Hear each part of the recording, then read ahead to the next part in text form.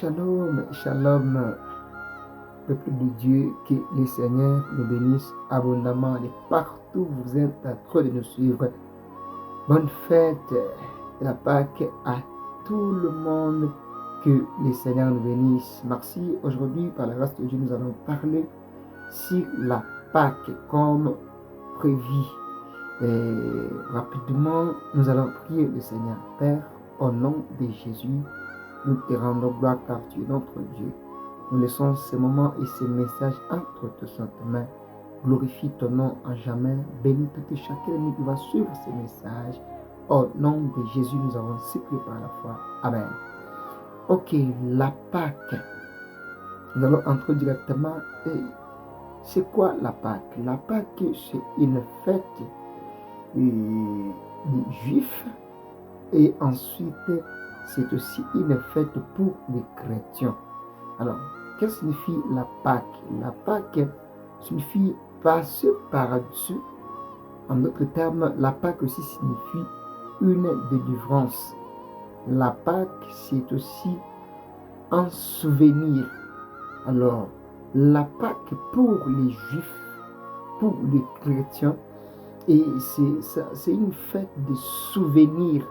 Alors, quand vous allez écouter, vous allez m'entendre parler des Juifs et des chrétiens, c'est-à-dire il y a les chrétiens, il y a aussi les Juifs. Il faut comprendre, en Israël, il y a 2 ou 3 religions. Il y a l'islam, il y a le judaïsme, il y a aussi le christianisme. Alors ici, nous allons parler sur le christianisme et le judaïsme. Alors, il y a des Juifs et les Israélites, il y a aussi les chrétiens qui nous sommes. Alors, nous sommes des chrétiens en lignée par rapport aux lèvres de la croix que Christ avait faite. Alors, c'est par là que nous sommes appelés les chrétiens. Alors, je ne suis pas là aujourd'hui et nous sommes sur la Pâque. Voici des textes de base. 1 Corinthiens chapitre 5, versets 7 à 8 et Éphésiens chapitre 2, versets 1 à 7, Colossiens chapitre 2, versets 8 à 15 et Exode 12, versets 1 à 14. En fait, Ésaïe chapitre 53, tout chapitre d'Ésaïe 53, vous allez lire ça pour comprendre notre thème. Alors rapidement, la Pâque. La Pâque, c'est une fête de souvenirs, comme j'avais dit tout au début.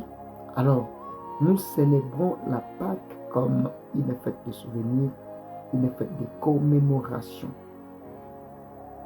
Alors, pendant que les chrétiens célèbrent la Pâque, nous sommes en train de se souvenir aux lèvres de la croix, là où nous avons trouvé notre salut. Nous sommes en train de penser, de voir ce film-là. Nous sommes en train de penser, comment Christ s'est donné, a été sacrifié pour nos vies. Si nous sommes ce que nous sommes aujourd'hui, comme l'apôtre Paul a dit dans Éphésiens chapitre 2, c'est par la grâce que nous sommes sauvés.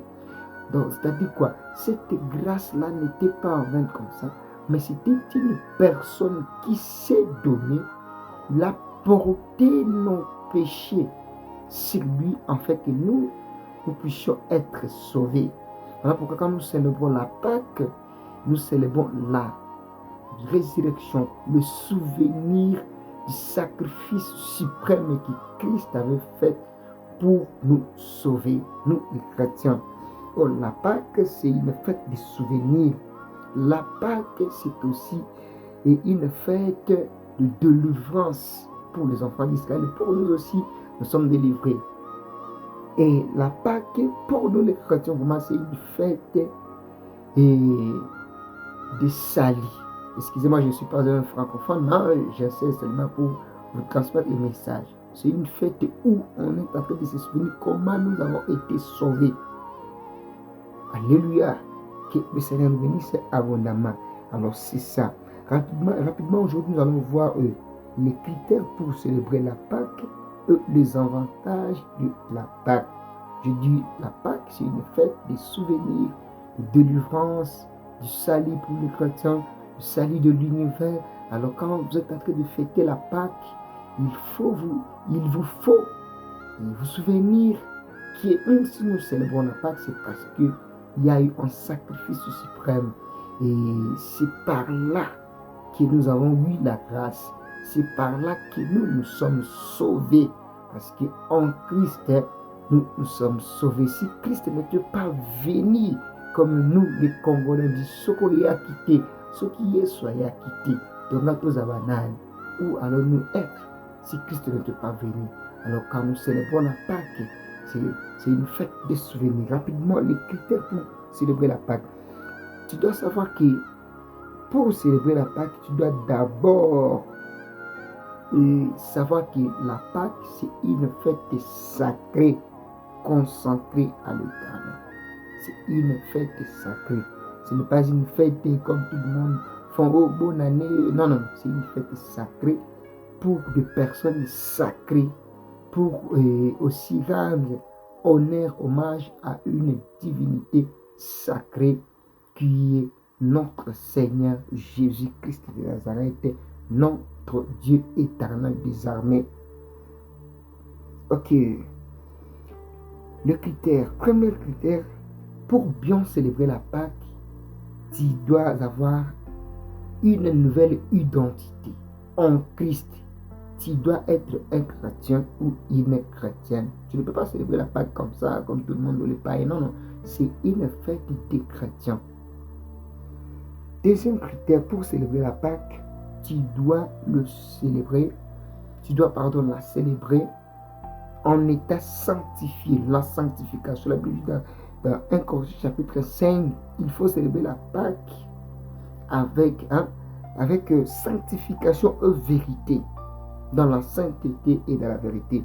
Le troisième point, il faut célébrer la Pâque dans la vérité. Si tu n'es pas dans la vérité, tu ne peux pas célébrer la Pâque.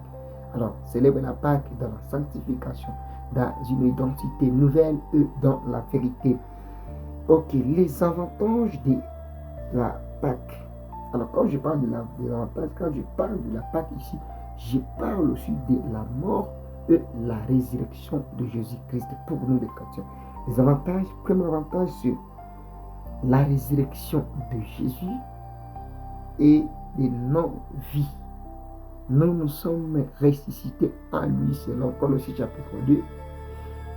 En Christ, nous sommes ressuscités. Alors, premier avantage, c'est parce que moi je suis ressuscité. Christ est ressuscité, je suis ressuscité en lui. Deuxième avantage, la délivrance éternelle. Quand tu célèbres la Pâque, sois rassuré que tu es délivré éternellement. Troisième point, nouvelle identité. J'avais déjà parlé sur ça. Tu dois célébrer la Pâque tout en connaissant que j'ai une nouvelle identité en Jésus-Christ. La guérison éternelle. La Bible dit dans Isaïe chapitre 53, c'est par ces meurtres-ci que nous sommes guéris. Quand tu célèbres la Pâque, tu témoignes que je suis guéri éternellement. Il n'y aura plus la maladie dans ma vie, dans mon corps. Cinquième point, la certitude que Christ est Dieu. Waouh!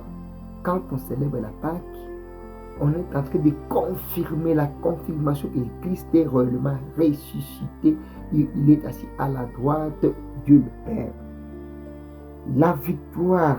Quand on célèbre la Pâque, on célèbre aussi la victoire. Christ nous a donné la victoire. Il a triomphé à la croix de Golgotha. Pour citer la vie éternelle. Quand on célèbre la Pâque, on célèbre aussi pour la vie éternelle. Alors, par l'œuvre de la croix, nous avons reçu la vie éternelle en Jésus-Christ. À la fin, l'accomplissement de toutes les choses, tout est accompli à la croix de Golgotha. Pendant que tu célèbres, sache que tout est accompli dans ta vie. Et à la fin, la réconciliation. On était des pécheurs, on était éloignés, mais grâce à Dieu, par son amour, il nous a ramenés à lui. Il nous a ramenés auprès de lui par Jésus-Christ au moyen de la croix. Alors célèbre la Pâque, que le Seigneur vous bénisse. Bonne fête de la Pâque à tout le monde. Que le Seigneur nous fasse grâce et glorifie Dieu. Louons le Seigneur car il est notre Pâque, Seigneur Jésus-Christ. Que le Seigneur vous bénisse abondamment au nom de Jésus.